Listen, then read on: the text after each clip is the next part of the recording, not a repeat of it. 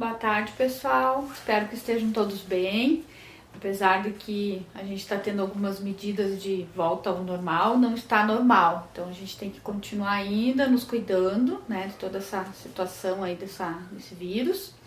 Espero que vocês todos estejam bem.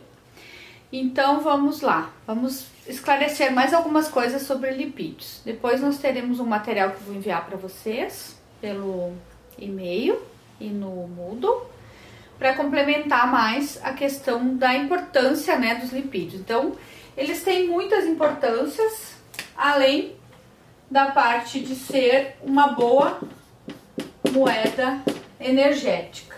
Então, eles são uma boa reserva, né, para os espaços entre as refeições.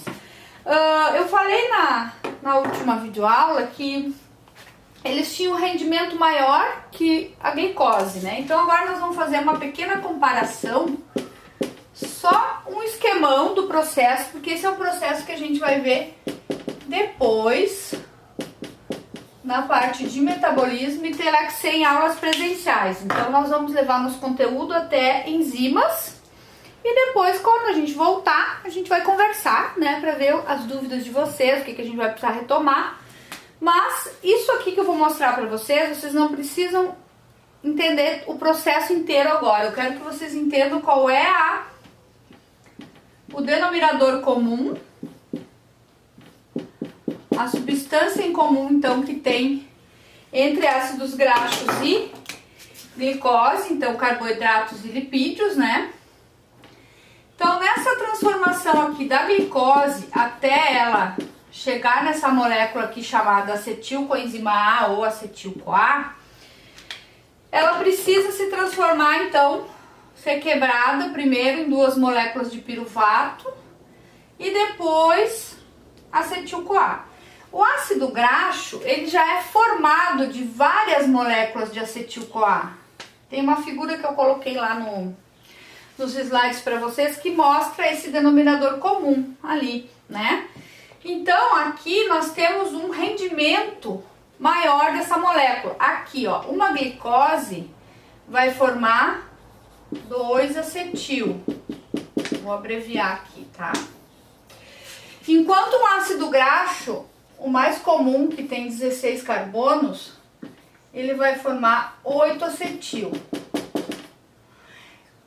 Só para exemplificar, cada molécula dessa é formada por 2 carbonos, tá?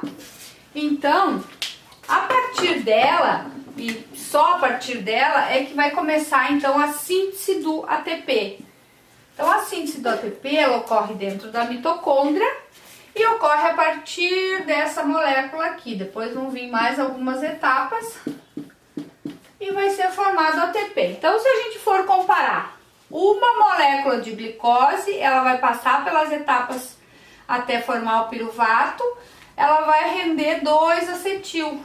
Por isso, lá no final, somando tudo, a gente vai ter 32 ATPs derivados da glicose. Enquanto que um ácido graxo, ele já vai liberar na sua oxidação, então ele já é formado pelas moléculas, né? Ele vai liberar, então, 8-acetil, e por isso o seu rendimento de ATP vai ser de, isso é aproximado, não lembro direito, mas é mais ou menos isso aí, 106 ATPs. Aí teve uma aluna que perguntou, mandou um WhatsApp para mim, dizendo que se esse aqui tem um rendimento maior que o lipídio, bem maior, né, do que em relação à glicose, por que a glicose é utilizada primeiro? O que vocês pensam sobre isso? Isso tem a ver com a molécula, com a característica da molécula. Então, por ela ser uma molécula solúvel, ela não precisa de nenhuma ajuda para sofrer digestão e absorção. Simplesmente as enzimas podem chegar, fazer a digestão daquela molécula e ela vai ser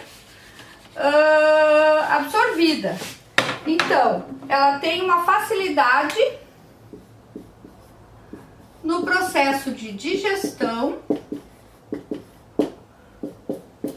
e absorção. Então, devido a essa característica da solubilidade da glicose, ela vai ser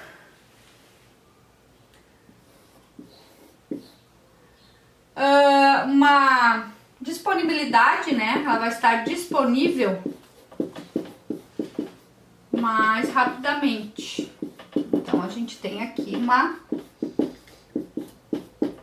uma outra maneira, né, de comparar essas moléculas. Então, as duas são muito importantes do ponto de vista da formação de energia para o animal. Ele vai usar, né, as duas moléculas, só que vai usar em momentos diferentes. Então, logo que ele se alimenta, ele vai utilizar essa glicose absorvida, né, os carboidratos absorvidos, digeridos e absorvidos, para produzir energia para aquilo que ele está precisando imediatamente. Então, ele vai usar essa energia e vai estocar o glicogênio. Aí nós temos uma molécula de reserva derivada do carboidrato. O ácido graxo, ele vai sofrer a sua digestão e a sua absorção com a ajuda da bile, depois das quilomicras, né? Depois nós vamos falar um pouquinho mais no final sobre as LDL, VLDL. Essas quilomicras, então, são as lipoproteínas. E a partir disso, então, vai ser sintetizado o triglicerídeo, que são 3 ácidos graxos mais o álcool glicerol, que é o triglicerídeo, então, que é armazenado. E aí nós vamos ter, então, uma molécula de reserva derivada, né, dos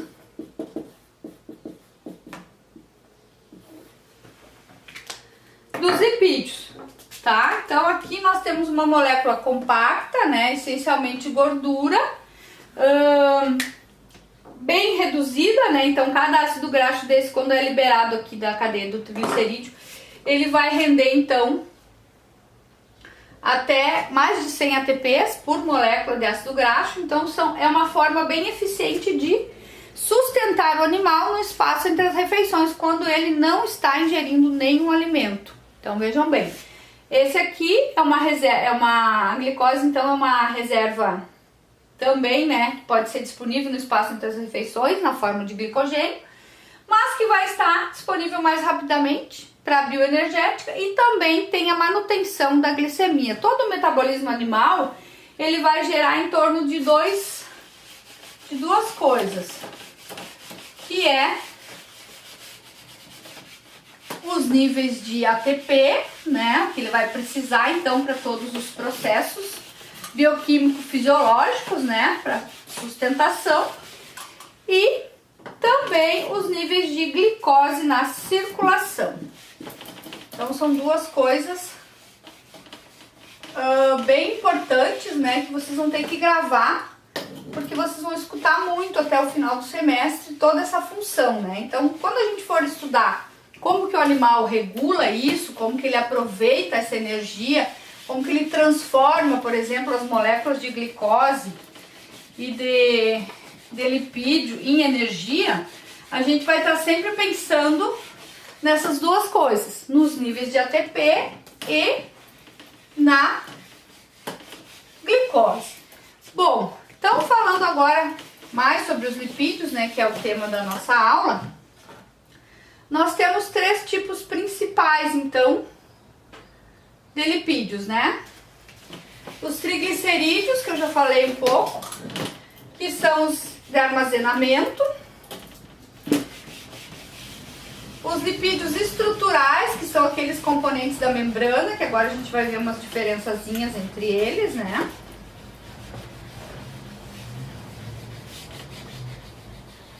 O que vocês precisam entender melhor sobre o conteúdo é tudo que eu coloquei nos slides, tá? Então, o que não está colocado nos slides que vocês receberam no capítulo do livro, vocês podem estudar para conhecimento, mas não vai ser cobrado em termos de conteúdo programático.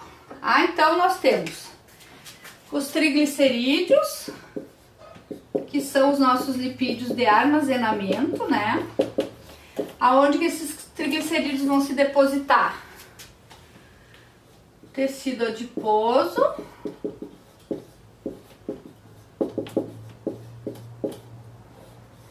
E também nos músculos, né? Aquelas células adiposas, adipócitos, intramusculares. Então, no meio dos músculos, né? Falando em relação a isso, o tecido adiposo, ele tem uma capacidade de aumentar em número e tamanho as células adiposas. Então, ele tem uma capacidade ilimitada de armazenamento. E aí nós temos uma coisa assim, ó, que é o excesso de carboidrato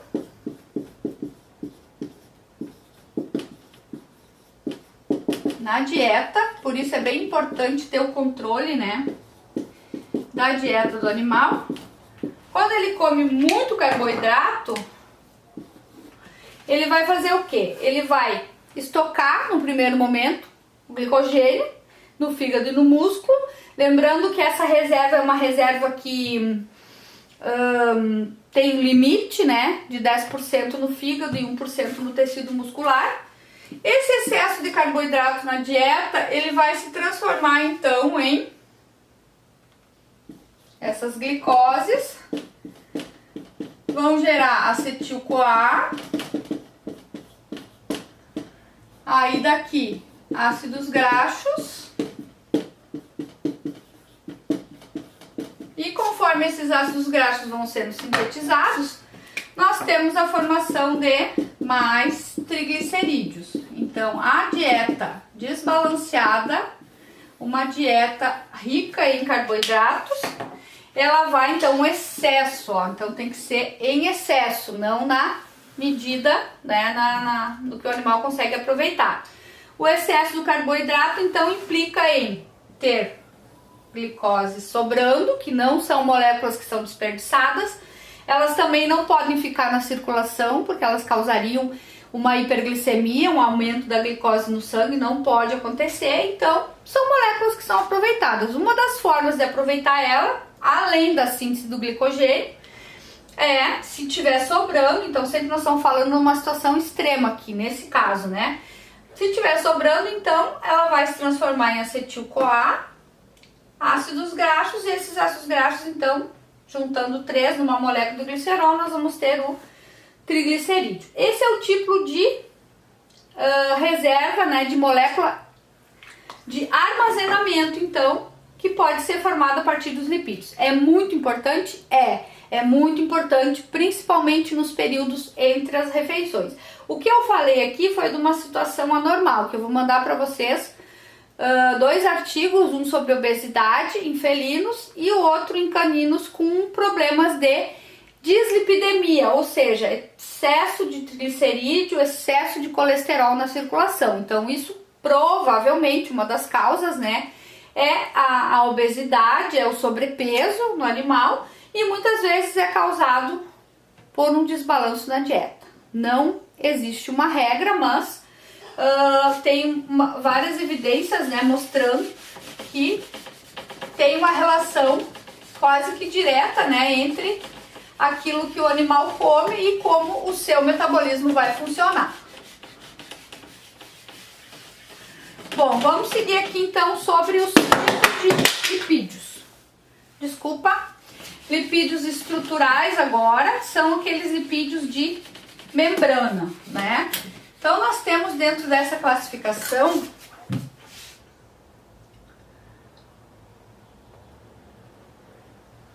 os fosfolipídios, os esfingolipídios. Então os a diferença dos glicolipídios para os esfingolipídios, ela reside simplesmente no álcool que está formado, né? Ao qual ele está ligado. Bom, então vamos falar um pouquinho sobre as diferenças dos fosfolipídios, glicerofosfolipídios e esfingolipídios. E depois eu vou falar sobre ácidos graxos saturados e insaturados. E aí a parte do colesterol eu vou deixar para a próxima aula, que eu quero falar uma aula só sobre isso, né? Vamos discutir alguns casos clínicos relacionados ao aumento, né, de triglicerídeos e colesterol na circulação. Então vamos deixar isso para a próxima segunda. Então, os fosfolipídios, de que são formados?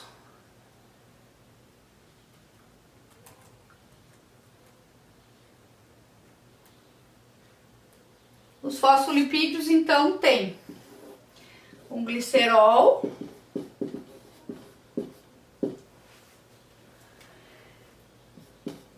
um fosfato e a cadeia do ácido graxo, né? Então, são lipídios de membrana, cuja solubilidade é dada por esse fosfato.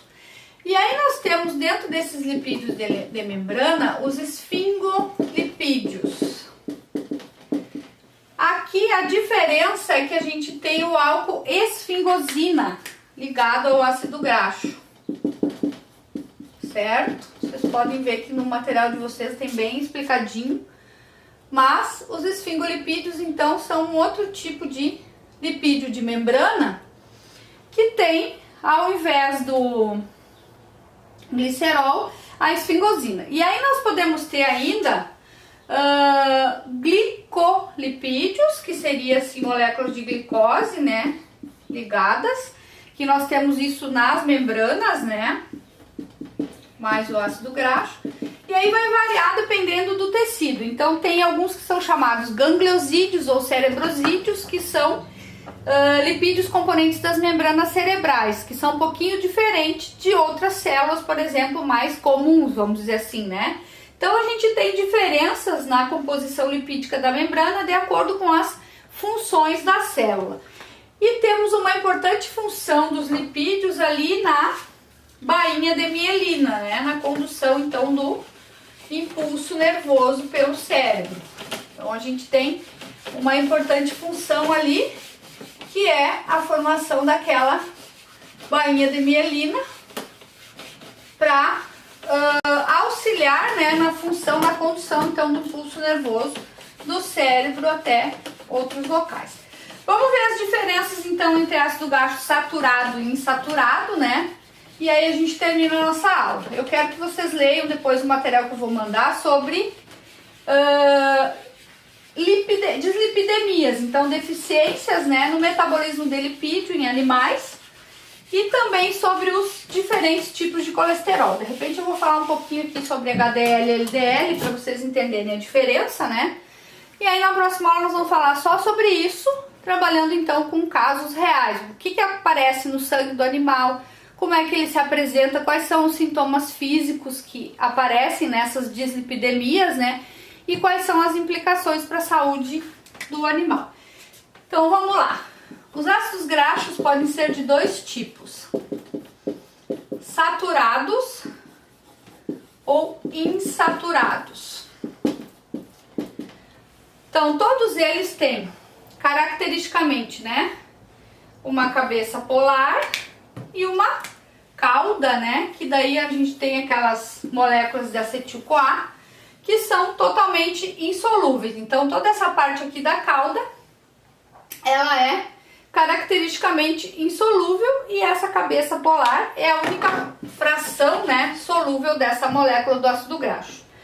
Então, quando a gente não tem nenhuma ligação dupla, a gente tem então uma gordura chamada de gordura sólida, que seria a gordura vegetal hidrogenada, a banha de porco, né? São exemplos de gordura saturada. Os ácidos graxos que compõem essa gordura, então, não possuem nenhuma liga dupla na cadeia carbonada, enquanto os insaturados possuem uma ou mais ligas duplas. Os ácidos graxos insaturados têm a propriedade de serem líquidos na temperatura ambiente. Então aqui nós temos todos os óleos: óleo de coco, óleo de linhaça, óleo de soja. Todos os óleos de origem vegetal são líquidos na temperatura ambiente. A questão da margarina é um pouquinho diferente, ela combina ácidos graxos saturados e insaturados, por isso ela é uma gordura chamada de gordura mista, que ela tem aquela constituição então cremosa, né? Quando vocês não conseguirem identificar um lipídio, se ele é líquido ou se ele é sólido, ele é então uma gordura mista, que pode ter tanto ácidos graxos saturados como insaturados. Se essa gordura tiver só ácidos graxos saturados, ela vai ser sólida na temperatura ambiente, enquanto que se ela tiver só ácidos graxos insaturados, com uma ou mais ligações duplas, ela vai ser líquida na temperatura ambiente, certo? Vou botar rapidamente a diferença entre o colesterol HDL e LDL, tá? Para ajudar vocês, então, no material que eu vou mandar. Eu quero que vocês leiam, porque é um material bem interessante, elaborado por veterinários da Universidade Federal do Rio Grande do Sul, mostrando bem, então, como que são essas doenças, né, chamadas de dislipidemias, que são disfunções do metabolismo de lipídios. Então, rapidinho, eu vou falar para vocês aqui o que é o HDL e o LDL, porque que um é considerado ruim e o outro é bom. O HDL, então, significa High Density Lipids. Então, é lipoproteína de alta densidade, só que ela tem uma grande quantidade de proteína e uma baixa quantidade de lipídio. Então, vamos dizer assim, ó, a maior parte da molécula aqui é proteína, e aqui nós temos o lipídio sendo carregado ali por ela. Enquanto o LDL, ele tem uma baixa concentração de proteína e uma alta concentração de lipídio. Então é uma molécula muito mais gordurosa e que pode se acumular nas artérias e veias que entram e saem do coração. Por isso ele pode ser um causador, né, de infarto e de outras doenças cardiovasculares. Então, colesterol bom, HDL, tem menos lipídio e mais proteína, e colesterol ruim, LDL, tem menos proteína e mais lipídios. Até a próxima aula, então. Muito obrigada.